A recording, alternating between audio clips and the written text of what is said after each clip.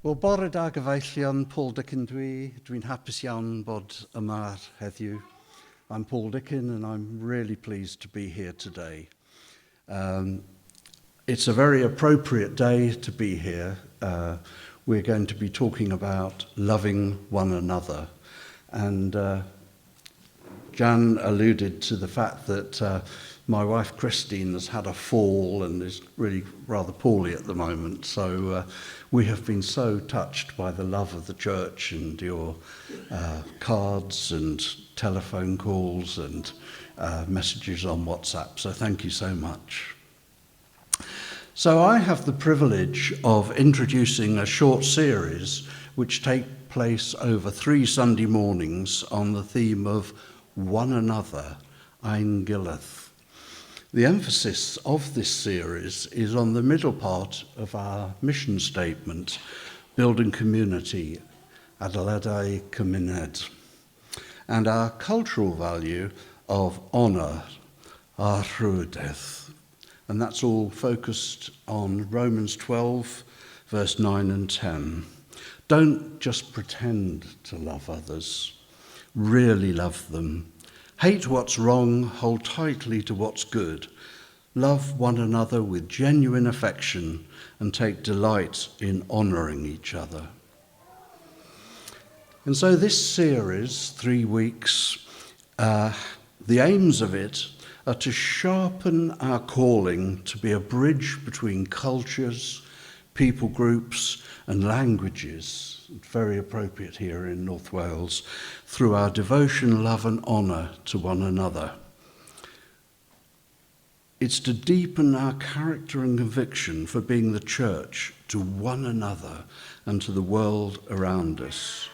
And that's based on a verse in Galatians which says, doing good to all and sowing good seed. To continue to build and to deepen connections and relationships as we grow in numbers and in diversity as a family in the church. And to sharpen again our discipleship to become who God has called us to be, to put our relationships on display, to provoke spiritual curiosity. By your love will all men know that you're my disciples. And as I said before, there are 3 sessions. The first one today is love one another. Next week, it's honour one another, and that's going to be brought by Rachel. And the 3rd session is share with one another, and Karen Sadler will be rounding off the series. So these 3 sessions are going to build on 2 Bible verses, among the most important instructions that Jesus has left with us. The first one is John 13:34. A new commandment I give to you, love one another. As I have loved you, so you must love one another. And the second one is John 17:22 and 23, that they may be one as we are one, I in them and you in me, so they may be brought to complete unity. Then the world will know that you sent me and you've loved them, even as you told me. So, love one another. This command actually occurs 16 times in the New Testament, so it's clearly one we need to take seriously and we need to make it a priority in our life. My brief, and poor old James felt his brief was hard, well mine wasn't too bad, but I have to tell you all about a little Greek word which is arbennig, which translates into English as one another. And the reason we have to do this is because that's mentioned 100 times in the New Testament, one another. So this feeling of oneness is really, really important. And it's also mentioned in 22 out of the 27 books of the New Testament. It's very clear we must take it seriously. So these aren't just words on a page, love one another. They impact our relationship with each other in a positive way. We should treat other people in the same way that Christ treated people.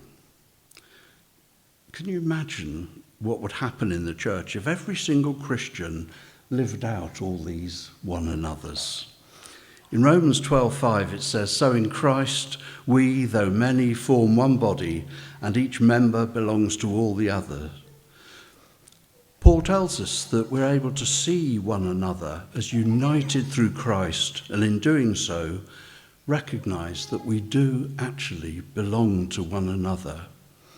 And we'll be thinking about over the 3 weeks what an impact these verses can have on the world about us as we live them out daily.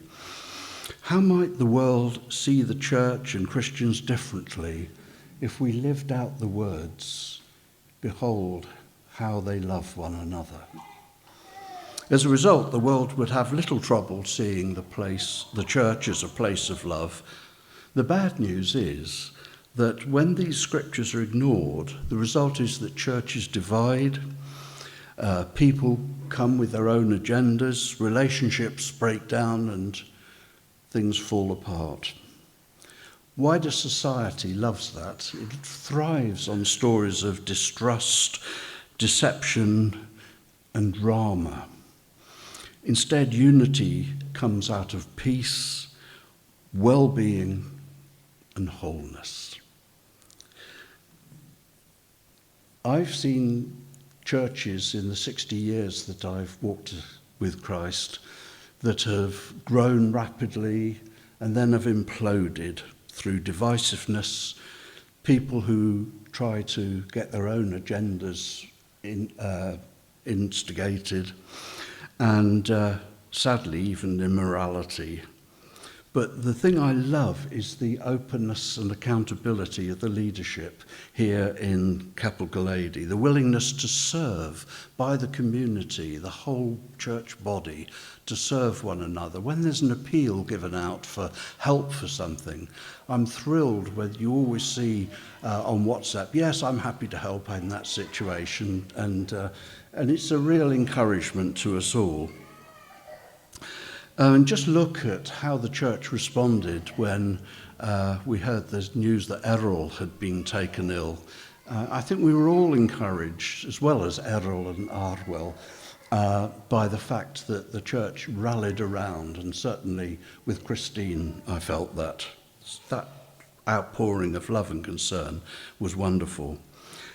Ephesians 4 says, "Be kind and compassionate to one another, forgiving one another, just as in Christ God forgave you. A new commandment I give unto you. Love one another as I have loved you, so you must love one another." And as we grow as a church, we want to continue to be a welcoming church, to be a safe place where people can find acceptance and belonging.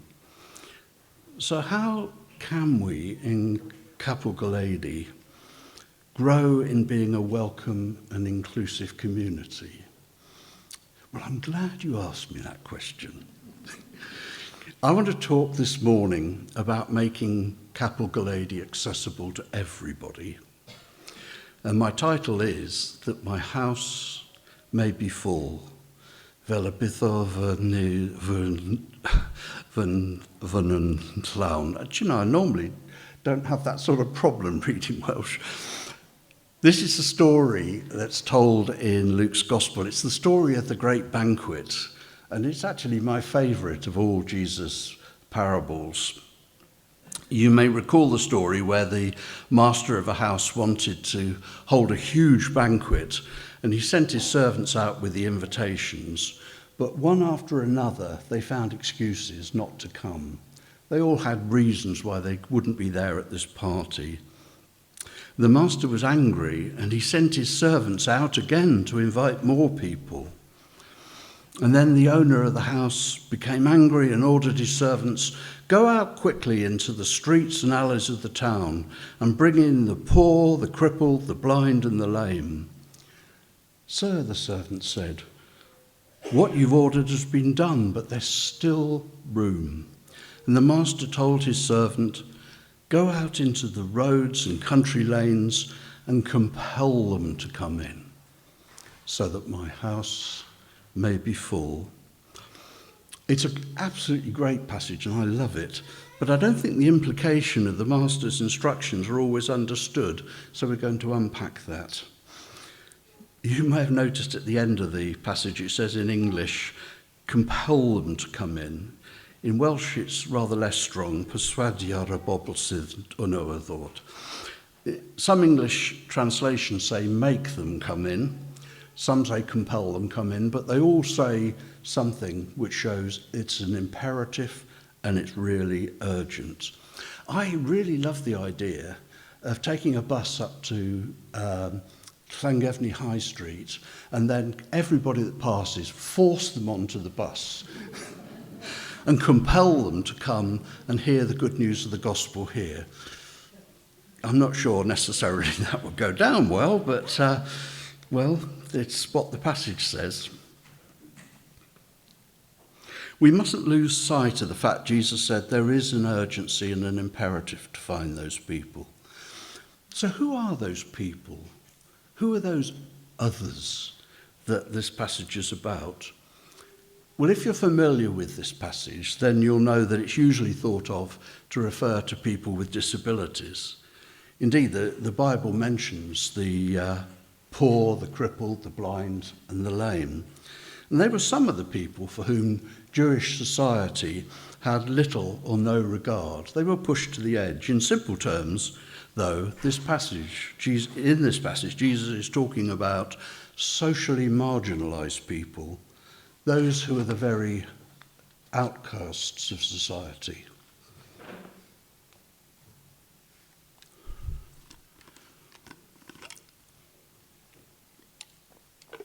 It doesn't really matter very much, it doesn't really demand very much of us if to welcome somebody who comes in the church who uses a walking frame or walking stick or who has hearing aids or perhaps who has comes in with a guide dog. Doesn't demand very much of us, and I'm sure they'd be made very welcome. But let's consider some other people groups that who would be included in that list of people the Master wanted at the banquet. How would we feel if we started to see other people groups here in Gychwyn?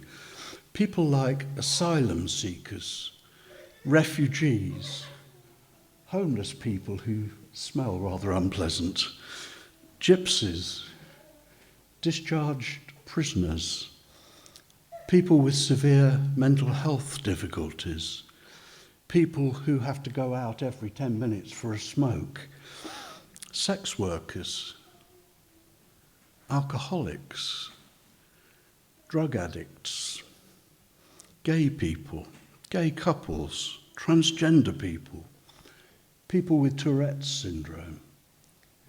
God wants those people in his house as well. But I recognise that we're not resourced as a church to meet all those needs, and I'm sure that Alan and Rachel, Jan, Phil and Dylan have all gone white as sheets if they think that I'm going to suggest we make that the next church project, that we start going out to reach all those people groups. And I'm sure that Phil his finger was on the control panel there to switch off the mic if I did suggest it. You're fine, you're doing really well. What I'm going to talk about is a particular people group. It's a people group who number 16 million in the United Kingdom, 670,000 in Wales, and 8,000 here on Anglesey. And I'm talking about people with disabling conditions. In the United Kingdom, the Equality Act in 2010 defines a disability as a physical or mental impairment that has a substantial and long-term effect on a person's ability to carry out normal day-to-day activities.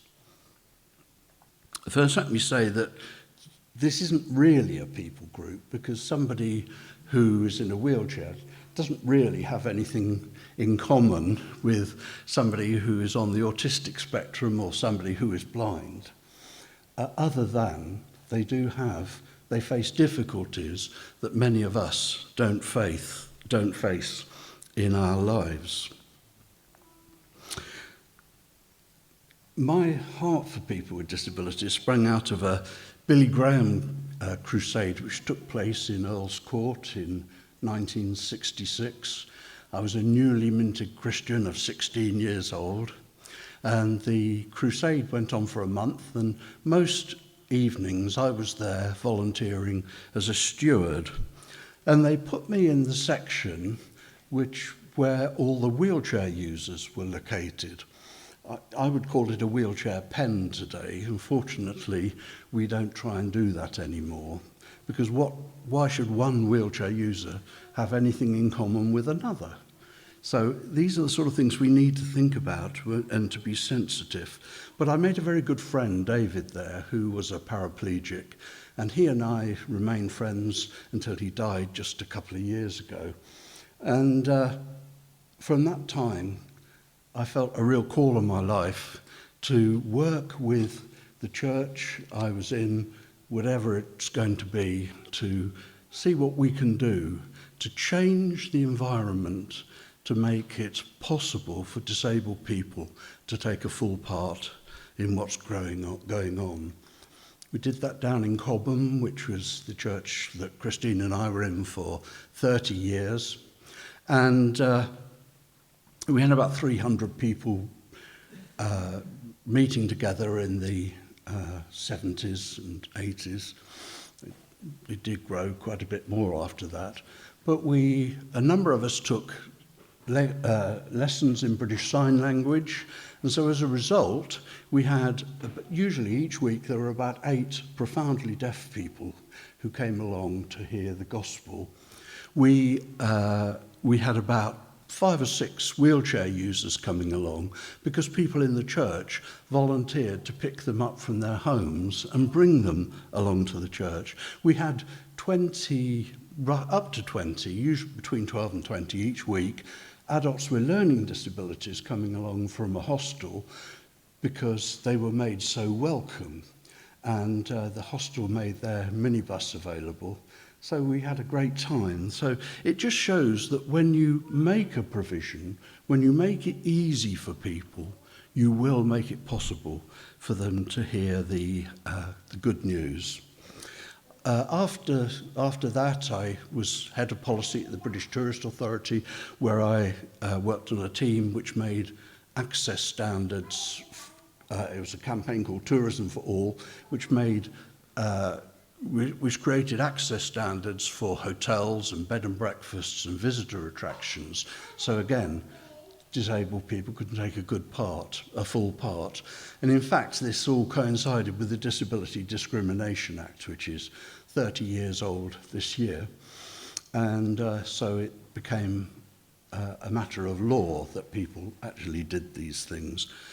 And then I left that and set up a Christian disability charity called Through the Roof. And I'm sure many of you know the story of how those 4 able-bodied men couldn't figure out how to get Jesus how to get this disabled man to hear Jesus. So they took a rather drastic step of removing the roof of the building in which Jesus was speaking and lowered him down. I'm not sure M Spark would be very thrilled if we did drastic things like that.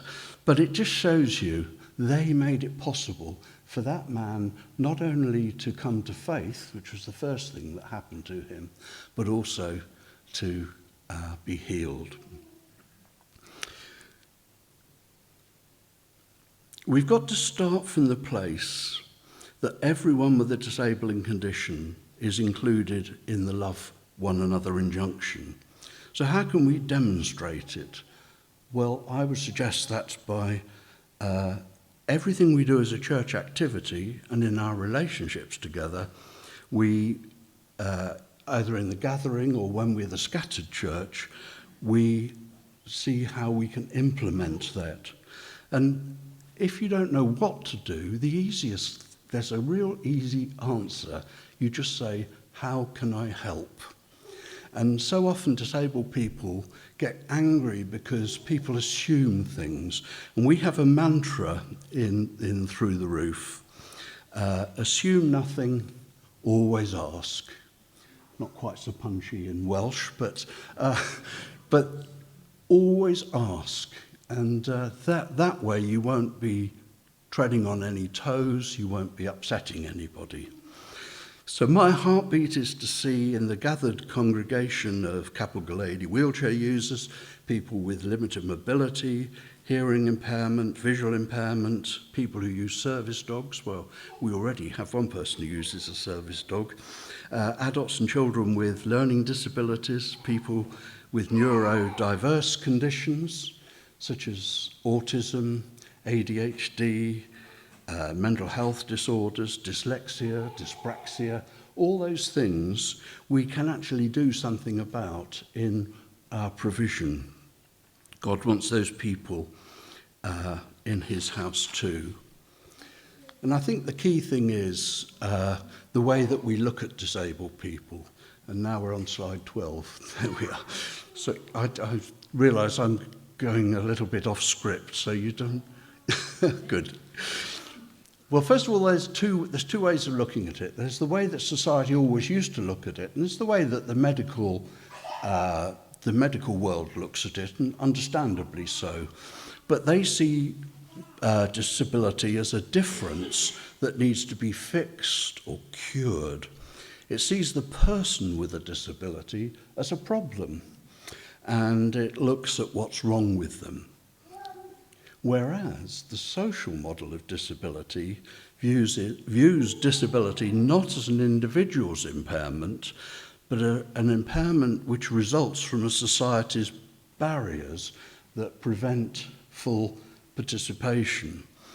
So they can be physical barriers, they can be attitude barriers, they can be communication barriers, or they can be institutional barriers.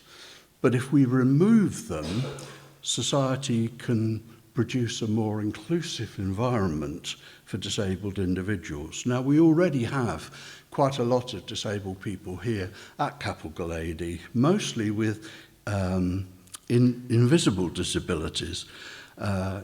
You'd be surprised how many people are here with hearing aids. I always look out for that because I wear hearing aids myself. And we have people who do face difficulties with mental health issues. We have people with all sorts of conditions. But what we can do, without stretching the resources of the church anymore, is just ensure that we'll do everything we can to make sure that people are welcome and give them every opportunity. See them first and foremost as people. Not as disabled people, as people. Get to know them as people.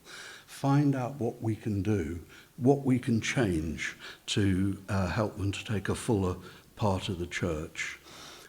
One very practical little example. The observant ones of you may notice that just by the door over there is a dog bowl. And a few months ago, I asked if we could leave one out. So Lacey is absolutely delighted because whenever she wants to, she can get a drink now. It's a very small thing, but it removes the pressure for Bridget, and it makes Lacey more comfortable. We're in a great place here at Spark, and we're going to have challenges, I'm afraid, again in future from what Alan was saying. At the moment, this is wheelchair accessible. We have wheelchair accessible loos. We have reserved parking places for people with who use wheelchairs. But as a result, there's the 11% of disabled people who are wheelchair users can come here now, which they couldn't do at the football club because it was not an accessible building. But God's house is still not full. Perhaps there are some small adaptations and provisions that we can make that will really help people. And I keep wanting to emphasise that I know how stretched we are for resources, so I don't want the leadership team having to put their head in their hands. So our approach to this is that we need to be slow and we need to be measured. The key will be to respond to actual needs, and that's the key, that we don't just suddenly try and provide a whole load of things, but we actually let people know that we're willing. Now, there's already a small change in the website with this announcement. Capital Galadi is a church which welcomes everyone. We meet in a fully wheelchair-friendly building and are committed to making all we do accessible to people with any disabling condition.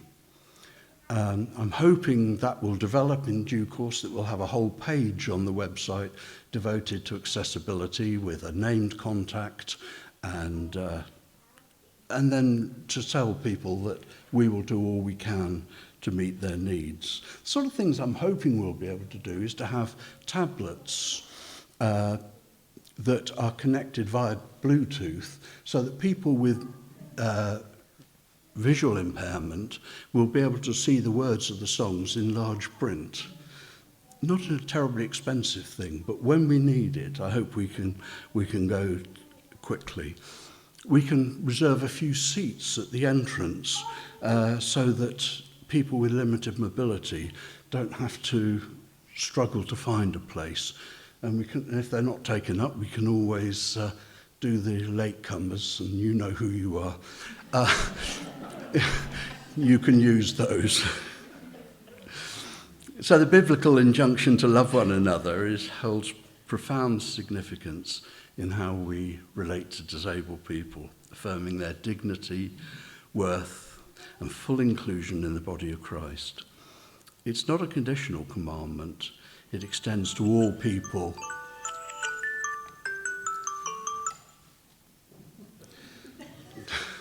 That tells me I've used my 27 minutes.